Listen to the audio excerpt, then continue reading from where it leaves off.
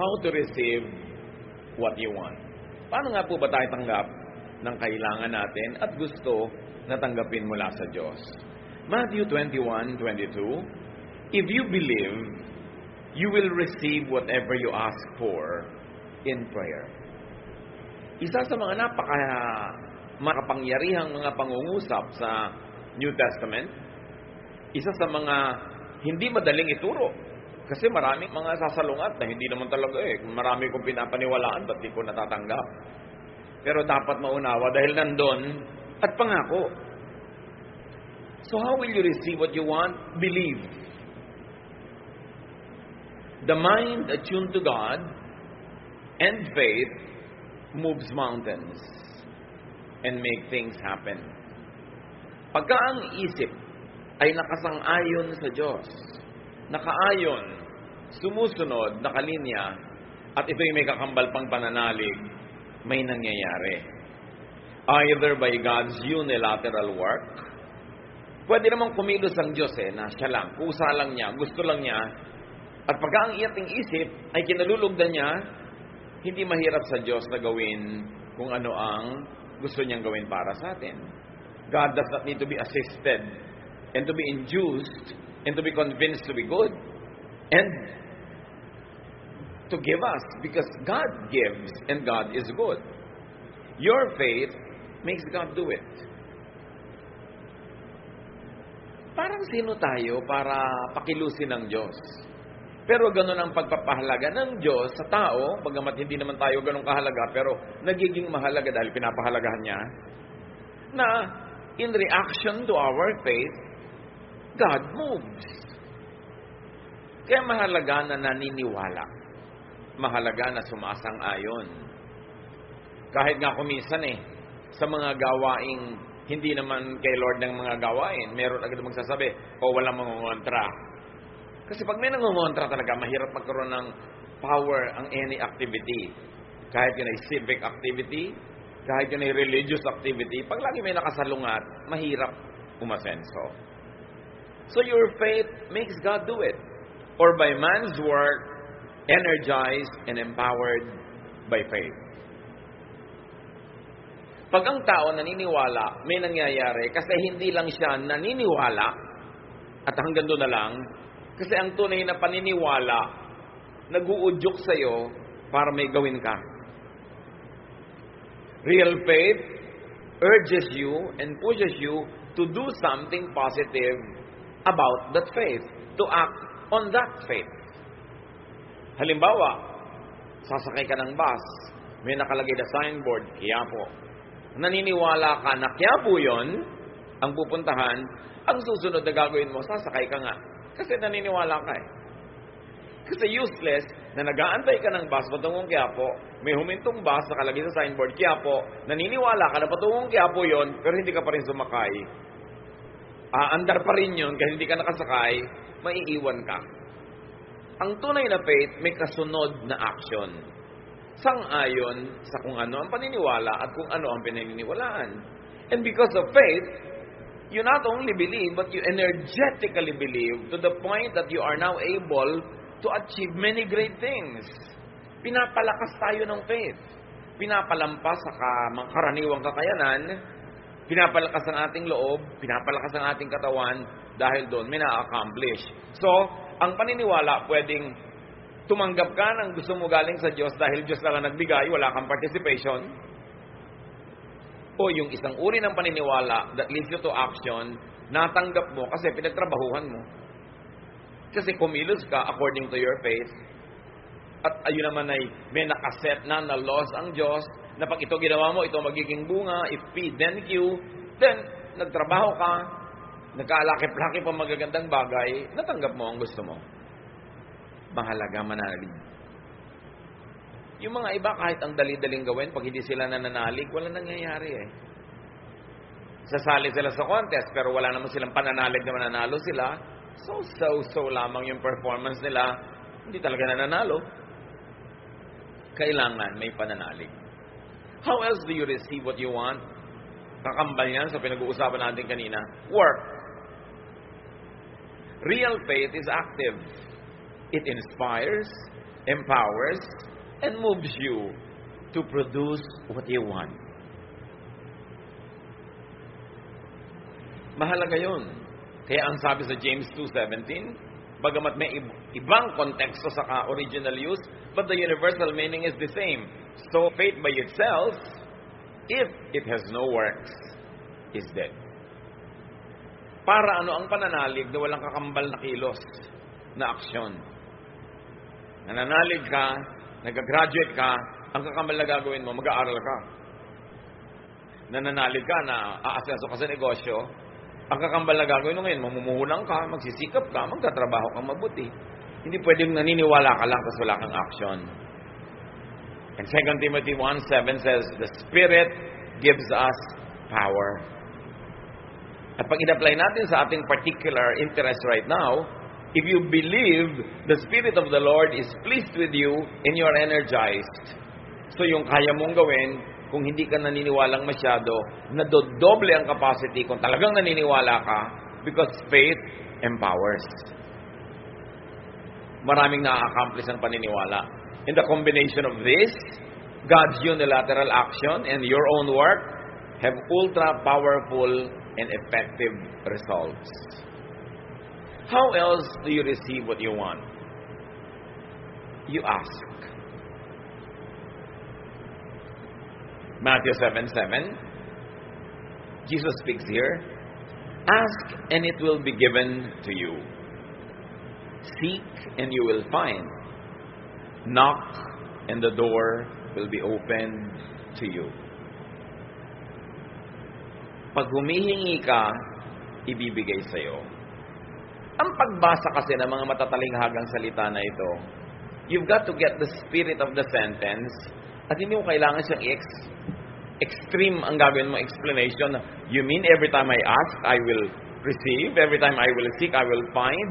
Every time I will knock, the door will be opened. I don't think that's what it means. I believe what Jesus means is this. Well, you want it, you have to ask for it. And if you want it, and you ask for it, and God likes to give it to you, you will get it. But if you want it, God wants to give it to you, but you don't ask for it, it's possible that God won't do it for you. Because there are many things that God gives us without our asking. However, there are specific things that God will not give without being asked. And the point is, we don't know when God will unilaterally, by Himself, do something, and when God wants our cooperation and participation. So para lakihan mo ang iyong possibilities to get what you want, you ask, and you work, and you believe. Dinadamihan mo yung taya. Dinadamihan mo yung ginagawa mo, dinadamihan mo yung tanim para lumaki ang potential na malaki ang iyong maging ani. So, hindi lahat ng pintong kinakatokan nagbubukas. Pero walang magbubukas kung hindi ka muna kakatok.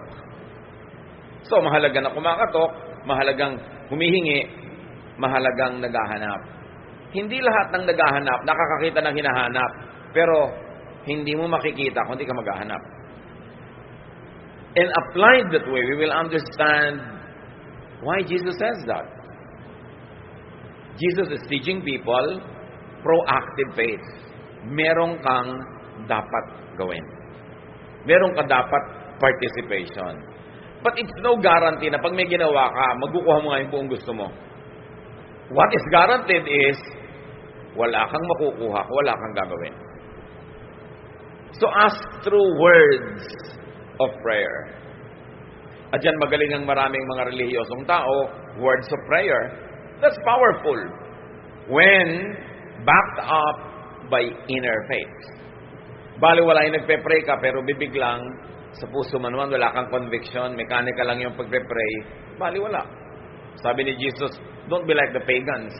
They think that they will be heard for their many words. Hindi nadadaan sa dami ng salita yan at paulit-ulit. Kailangan bukal sa puso. Taos. Totoo. There's another way of asking. Ask through any and every other word that is not technically a prayer word. Pwede ka kasi magsabi na ganito Lord, Nawa po, ang laki ng maging benta ng tindahan ko today. That is asking through prayerful words. But what happens pagka sinabi mo doon sa katulong mo sa tindahan? Ngumiti-ngiti ka naman, maligo ka para maganda ang itsura natin sa ating mga customer. Hugasan mo ang mga plato para malinis, para ganahan sila. O, kailangan maganda ang presentation natin, kailangan masarap. These are words that are not prayer, right? But they are words that also ask God to bless you. Hindi lahat ng prayer yung merong, this I pray in the name of Jesus, amen. Nagpe-pray tayo tuwing nagsasalita tayo. At hindi ba sabi kung ano pa nagpe-pray mo, ibibigay sa'yo? So gusto mo pala, malaki yung benta mo, nag-pray ka, Lord, lakihan niyo po ang aming benta ngayon. Pero may mga sinasabi ka rin na words that are not technical prayers, but words that are still heard by heaven. Words that can still be blessed by heaven. Kaya pag sinabi mo umagang-umaga, buwisit namang umaga to, sira ng araw ko, prayer yan. Parang sinabi mo sa langit, buwisitin nyo na nga po araw ko, sirain nyo na lahat. And sure enough, mangyayari. Pag sinabi mo yon, masdan mo mangyayari sa buong maghapon, sunod-sunod ang mga kung ano-anong mga mangyayari sa buhay mo. Kaya pwede na mag-pray through words of prayer, pwede mag-pray to just any word. Halimbawa, sinabi mo, Lord, bigyan niyo po ako ng mga kaibigan. Tapos may nakasalubong ka, sinabi mo, good morning. Yung word na yun, kakambal ng prayer mo. Kasi kakampi yun ng prayer mo na magkaroon ka ng kaibigan. Pero, may nag-good morning na sa'yo, hindi mo pinansin. Ano, maganda sa umaga. Pero ang prayer mo kanina, magkaroon ka ng friends. Kinokontra ng words mo, yung prayer mo. At dito tayo hindi mapagbantay, mga kapatid. Mapagbantay tayo sa formal prayer. Lahat ng sinasabi, iniingatan. Pagka-pray, ano mga pinagsasasabi natin? Lord, i-bless niyo po ang aming bansa. Pray tayo ng pray na ganyan sa Luneta, sa Cuneta, sa Quezon Memorial Circle, puro pray for the nation. Pero araw-araw, ay, pwesteng bansa ito. Ay, nakakainis. Ay, only in the Philippines. Ano ba ng klase Pilipinas? Minumura mo yung bansa mo actually araw-araw. Tapos kunwari, nagpe-pray ka, natatalo. Dapat tayo mga Pilipino, mag-pray through our non-prayer words to bless our family, to bless our nation. Pag sinabi mo, ano yung asawa ko, batugan yan. Prayer yun. Nagkakatotoo. Kasi sinasabi mo, and there is power in the spoken word. Why?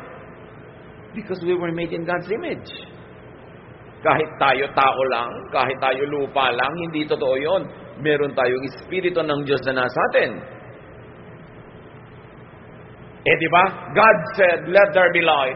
Nagka-light. God said, let there be vegetation. Nagkaroon. Ikaw, may image ka of God in you. Ibig sabihin, may power of God that is in you. So, sabi mo, ay, pesteng buhay to. Nagkakatotoo. Ay, minalas na ang benta ko, nakita ko mukha mo. Kakatotoo. Kaya ang tinuturo sa atin sa Bible, bless, don't curse. Always bless. Kasi yun na matutupad. Hindi lang yon. Ask through thought. Isip. Sa palagay niyo ba, may pagkakaiba sa Diyos? Yung prayer na sinabi ng labi at yung prayer na nandito hindi sinabi ng labi. Nakarating na rin sa langit yun. That's why you watch your thought. May kaharap ka, sabi mo, good morning, ang ganda-ganda ng damit mo, pero yung thought mong pangit. Kunwari lang, niniwala ka naman. Sabi yung thought mo, nagtutunggali ang inyong mga espiritu, naglalaban kayo. Nararanasan nyo ba yun? Pareho kayong shake hands kayo, sister, good morning, pero yung mga ainin nyo talaga nagsusuntukan. Kasi yung thought nyo naglalabanan. At kahit wala siyang sinasabi mo, alam mo, inis siya sa'yo. Kahit wala siya sabihin. At alam din niya, inis ka sa kanya. Kasi spiritual beings tayo, nag-uusap ang mga spirito natin. Kaya merong, hindi naman ako inaano niya, mabigat ang loob ko sa babaeng yan. Nararamdaman niya yon? Kasi yung mga spirito niyo nagtutunggali. Ganon din sa prayer, mga kapatid. Ang thought natin ay prayer. Pag sa halimbawa, yung thought mo puro, sana madapa ito, sana mapahiya siya, sana magkasakit siya, Sa palagay niyo, i-bless kayo ng langit with such negative prayers? Pag akyat ng prayer niyo sa langit, tatalbog, baka sa inyo pa ulit bumalik. Kaya sabi, whatever you wish that people would do to you, do to them. Whatever you wish that people would pray for you, or think for you, think and pray for them that way. Ikaw din ang aani ng iyong tinatanim. Kaya gusto mong umasenso, paasensuhin mo ang pag-iisip. So ask God through thought. And ask God through body language. Lord, palakasin niyo po ang aking katawan. Pero ang kinakain mo, puro hindi dapat kanin. Ang tamad-tamad mo mag-exercise. Anong lakas ng katawan na inaasahan mo kahit natambakan mo yan na in Jesus' name, I bless myself. Tapos pulo koresto ang kinakain mo, your body language is a prayer. No wonder, maraming tao, lito, hati. Kasi magkakaiba yung formal prayer sa thought life at sa body language. Ang gusto ng Diyos, one, unified self. Hindi hati ang loob. Kaya mahalaga, madisiplina natin para ng pag-iisip natin at pagsasalita. Mark 11:24, therefore I tell you, whatever you ask for in prayer, believe that you received it, and it will be yours. Let's operationalize that. Ang prayer mo na hindi word of prayer, kundi thought and action, itong asawa ko na to, mga ngaliwa ito eh. Wala akong tiwala talaga dito. Yun ang thought mo. Prayer mo yun. Sabi, believe that you have received it and it will be yours. Hindi naman ako tutulungan itong boss ko na to. Galit siguro sa akin itong kapwa ko manggagawa na to. Yung mga ganong thought, prayer yun. Sa palagay nyo, may pagkakaiba sa langit yung Lord. This we ask in Jesus' name. Na may tag sa dulo.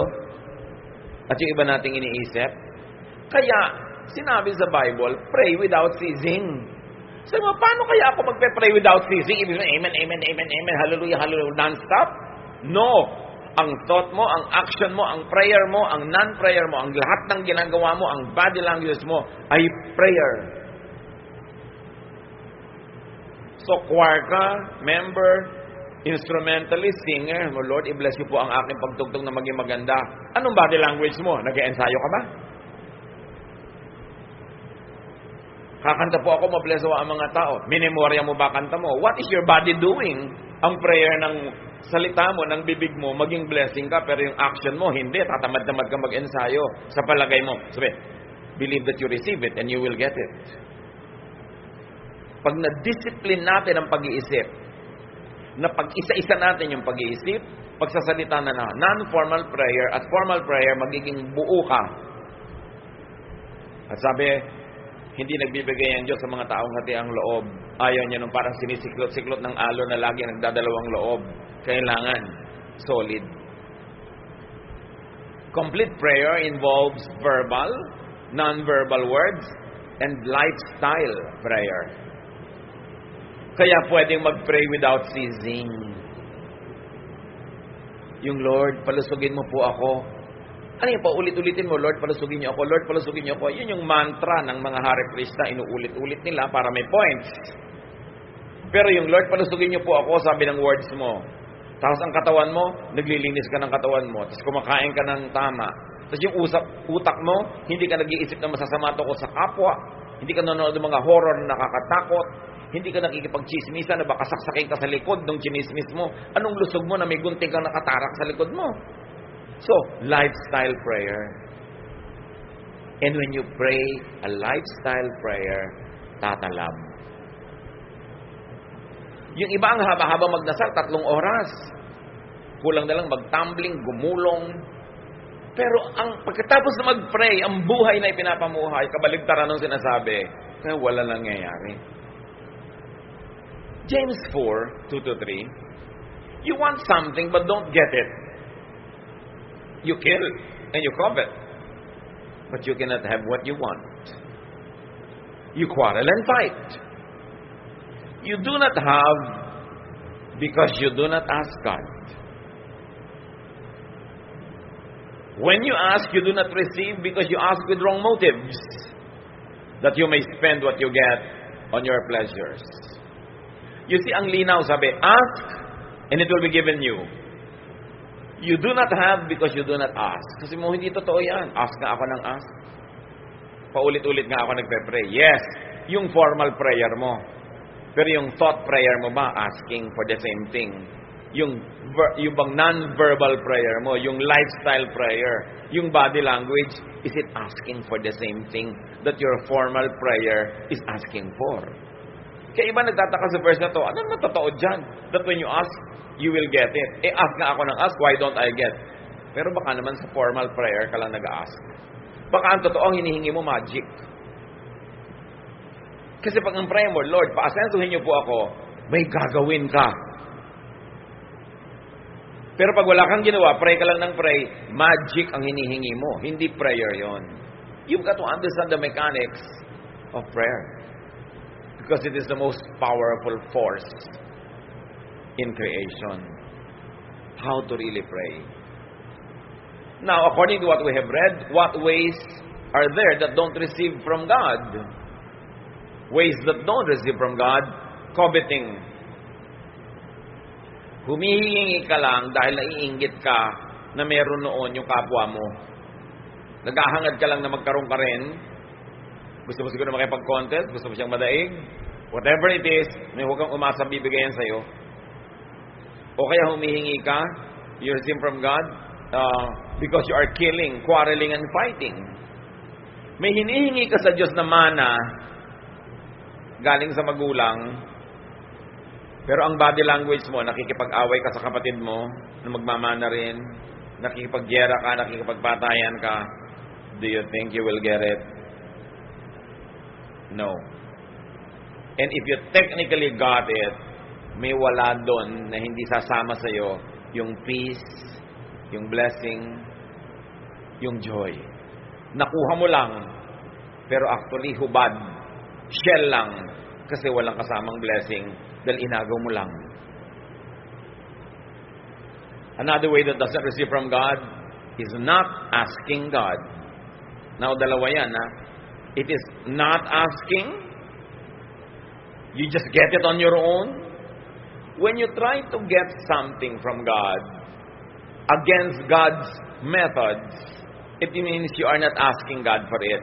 You are getting it on your own. Sa sarili mong paraan, dahil alam mo, kung susundin mo ang paraan ng Diyos, hindi mo makukuha, gagawa ka na ibang paraan, under the table, evil way, you are not asking God. You are trying to get it yourself, your own way. And sabi, don't expect that you will get it. You do not get because you do not ask God. Ngayon, may nag-a-ask naman, but they are not asking God. They are asking Satan. They are asking somebody else. Sasabi niya, yung ganyang method, walang mangyayari. And another way that doesn't receive from God is asking, but with wrong motives. Sabi nga ni Solomon, napansin niyo ba? Maraming ambisyon dahil lang inggit sa katabi, sa kapwa. Hindi ambisyong gumaling na maging doktor. Ang ambisyon, maging mas magaling para may mahigitan. Hindi ambisyon lang na guminhawa sa buhay. Ang ambisyon, maging mas mayaman at makipaghiganti sa mga dating kamag-anak na nagmaliit sa'yo. Mga wrong motives. Hindi ba yung Lord, pag ginawahin niyo po kami para guminhawa kami? Hindi. Para makita nila na may nangyari sa buhay ko. Yung mga ganyang klaseng paraan. Sabi ganun, this is not in accordance with God's mind. Don't expect that God will give it to you.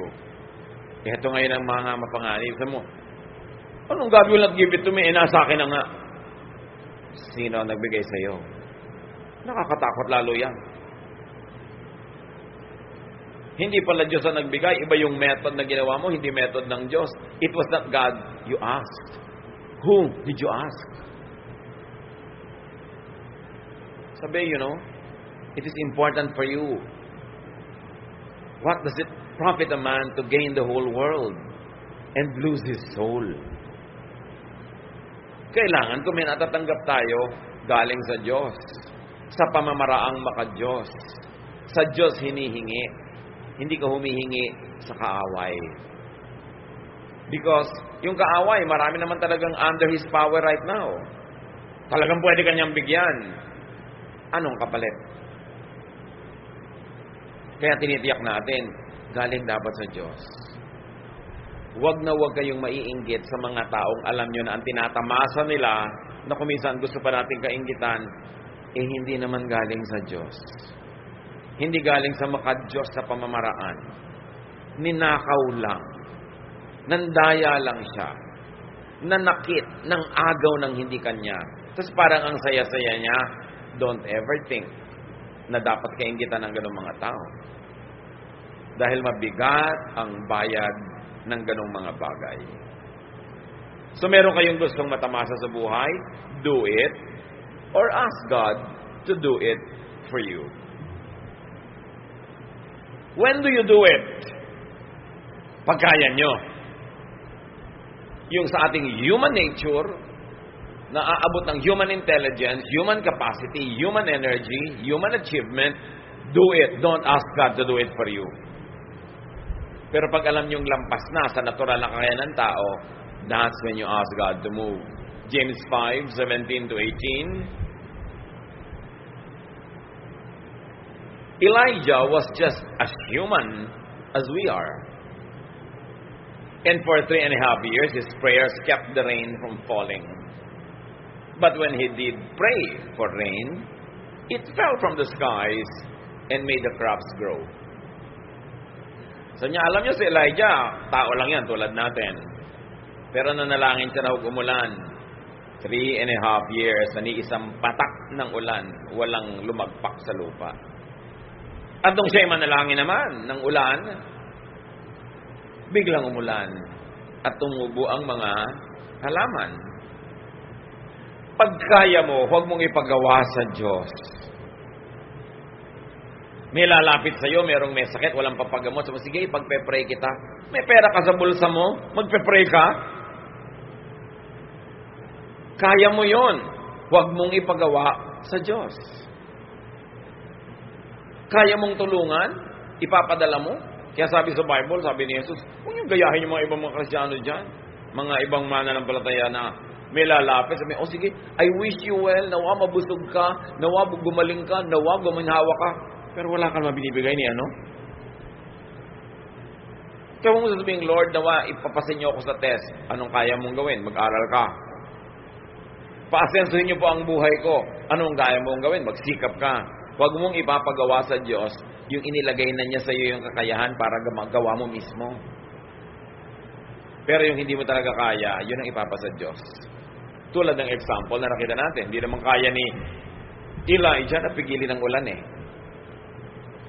Pero dahil ang kanyang hinihingi ay ayon din naman sa kalooban ng Diyos, reasonable, dahil dapat turuan ng leksyon yung buong bayan, hiningi niyang huwag umulan, natupad.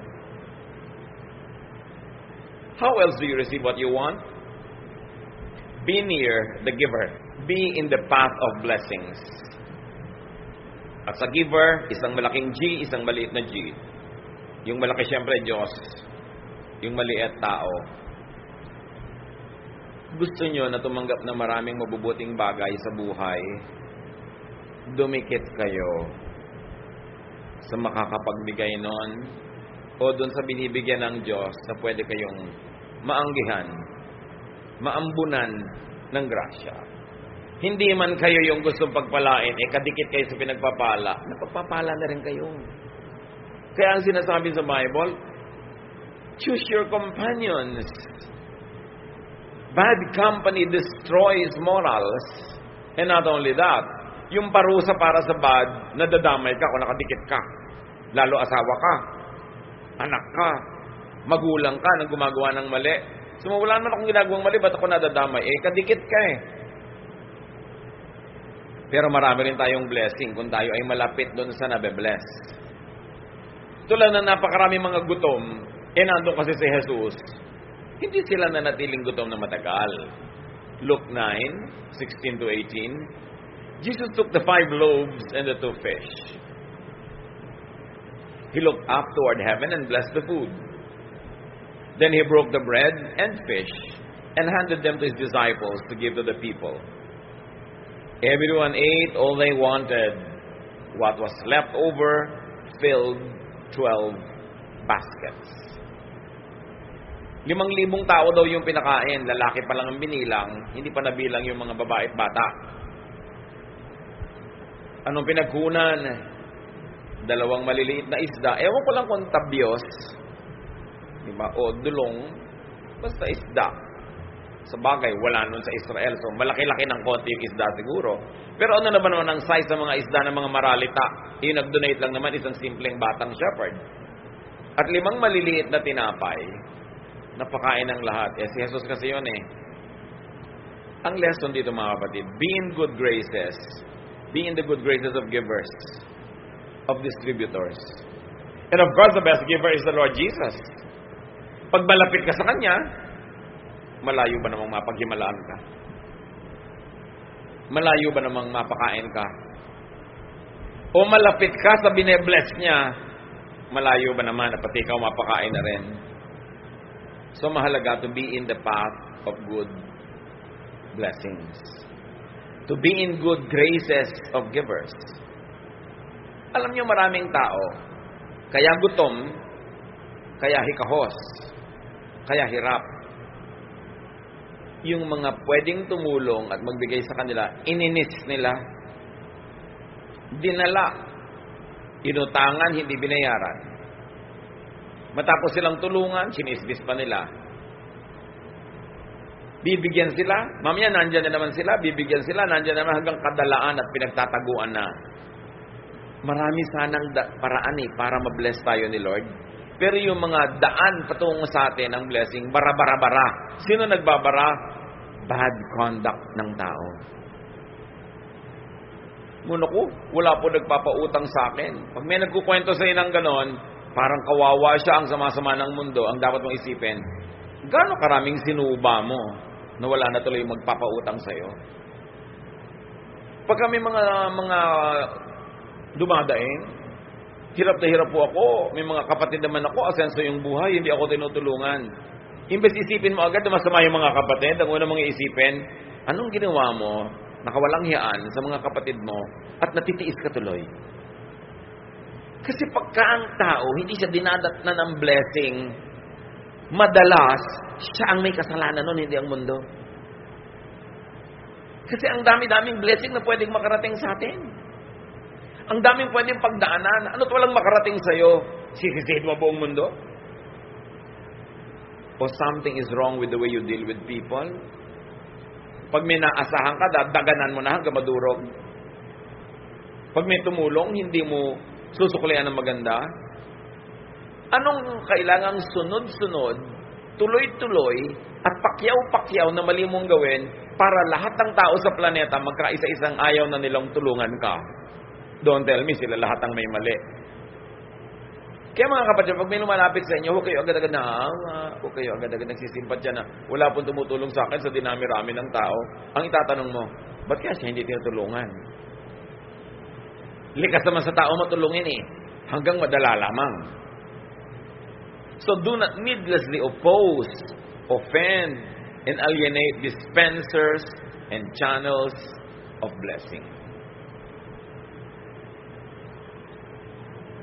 Sa isang pamilya, usually may 1 o 2 kapatid naman na medyo umaangat-angat. Ikaw hindi makaangat-angat. Huwag mo nang inisin. I-please mo na. Huwag ka nang makipagtalo, makipagyabangan. Dahil ikaw din ang kawawa pagka hindi ka tinulungan. Lumagay ka sa lugar. Merong sobrang mayaman o makapangyarihan, magdahan-dahan ka bago mo banggain. Kasi baka kailanganin mong tulong niya. O kaya, gamitin niya yung yaman niya at lakas niya para durugin ka. Mag-isip-isip ang tao. Ecclesiastes 10:20. Don't even think about cursing the king. Don't curse the rich. Not even in secret. A little bird might hear and tell everything. Empleyado ka, chinichismis mo yung amo mo sa kapwa mo empleyado. Next week, may memo ka, nalipat ka sa branch nyo sa Spratly Islands. Huwag ka magtaka. Bumabangga ka sa pader eh. Di ba? Babanggain mo yung amo mo. Ang daming mga mayayabang na tao, no? Empleyado ka, binabangga mo yung amo mo dahil tinitiisip mo mali siya. Sa mali siya at sa tama siya, she has the gold. And you know the golden rule. Whoever has the gold, rules. Babangga ka, ipagpipilitan mo yung alam mo. Mamaya, ikaw natanggal sa trabaho. Sino ngayon ang gutom? Di ikaw. Dapat marunong ka makibagay, makiayon. Lumagay ka sa tama mong lugar. Kasi wala kang kapangyarihan. At kahit may kapangyarihan ka pa, ba't mo naman uubusin sa pakipagbakbakan sa iba? Pareho kayong pagod pagkatapos, pareho kayong lugi. Dapat ang tao, you live peaceable lives. Diplomatic ka. Pinipilit mong huwag may magalit sa'yo. Mga kapatid, tatandaan nyo to. Hanggat maaari, huwag kayong manggagalit ng sino man. Kahit sabihin mo, nobody naman siya, mababa ang ranggo, kaya ka na yan saksakin ng ice pick sa tenga. Diretso sa utak mo yun. Diba? Huwag kayong manggagalit ng tao. Hanggat maaari.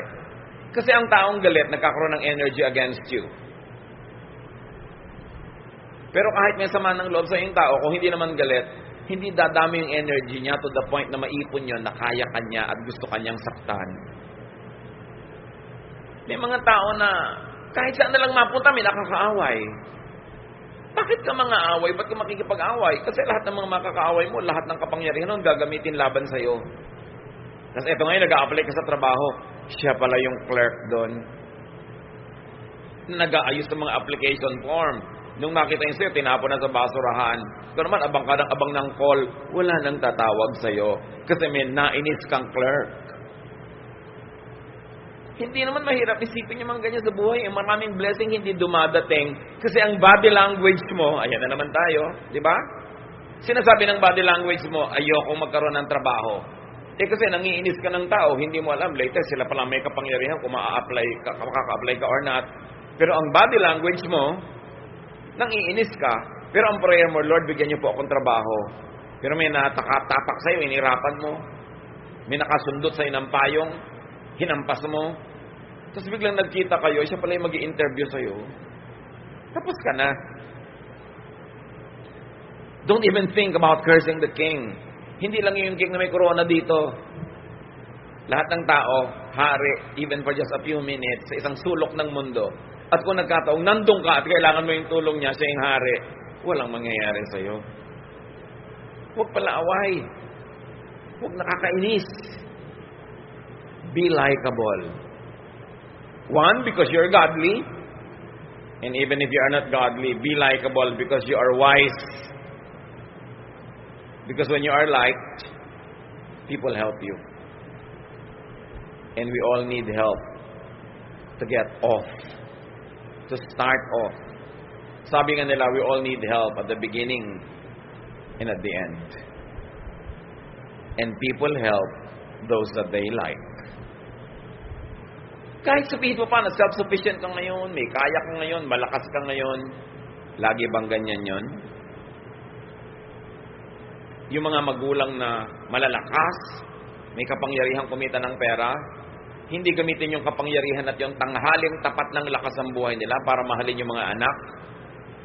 Ang nakatanim sa puso ng anak, sama ng loob sa magulang. Yung pagdineglect ng magulang, pagpapabaya sa kanila, pagtanda mo, aalagaan ka kaya nila. At alagaan ka man, minimum na lang, wala nung dagdag na mga palabok at pampasarap dahil hindi ka naman mahal eh. So sinayang mo yung pagkakataon na yung mga anak mo, dependent sa'yo, walang ibang pwedeng asahan, mga inosente sa buhay, pinalampas mo, hindi mo tinaniman ang lahat ng mabubuting bagay. At pag naglakihan na sila na hindi mo na pwedeng taniman at baka wala ka na rin namang maitanim kahit gusto mo, Doon ka ngayon nangangailangan ng ani. Paano ka? So, kung ang prayer mo, Lord, nawa pagtanda ko o kung mga ilangan ako, mahalin ako ng anak mo. Ano yung body language mo ngayon sa anak mo? Iba yung prayer, iba yung body language. Ganon din sa asawa. Ang laki-laki ng pera mo, hindi yung asawa mo i-treat mo. Kung sino-sinong ipapasyal mo sa Boracay. Pagka naman dumuso ka ng dugo at nagkasakit ka, balik-balik ka sa asawa mo. Alagaan ka ba niyang dala-dala mo sa Boracay na yan? Ako, labo yan. Ang tao sayang, sayang yung lakas, yung pera, yung panahon, hindi ito pinagtatanim ng tama.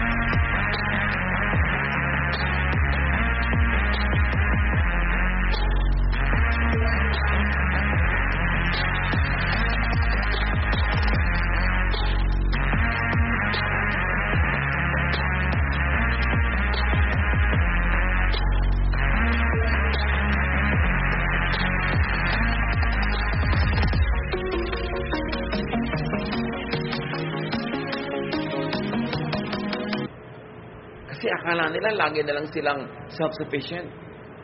But no. Darating at darating yung panahon na mabubuhay ka lang dahil sa awa ng kapwa. Kaawaan ka ba? Kaawaan ka kaya? Nung ikaw ba ang may kakaya ng maawa ay naawa ka? So yung prayer, hindi lang salita. Gawa, isip. Pag naglakip-lakip, natutupad. Don't make enemies.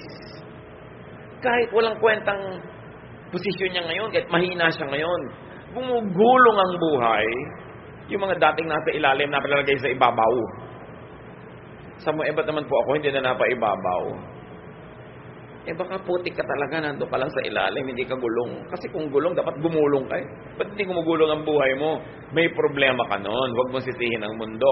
Huwag mo sisihin ang planeta, ang mga anghel, ang mga Kastila at Hapon. Dapat sarili mo, tingnan mo, anong problema ko? Ba't di ako umaasenso? Bakit pag may 10 nag-apply, natatanggap yung siyam ako, hindi? Mabuti pa ang kalendaryo, may date, ako wala. Siguro, baka hindi mo pinapackage ang sarili mo. Mabuti pa ang makinilya, natataypan. Look at yourself. What are you doing with yourself? Kasi hindi naman tayo nilikha ng Diyos sa powerless. May power tayo to shape the direction of our lives.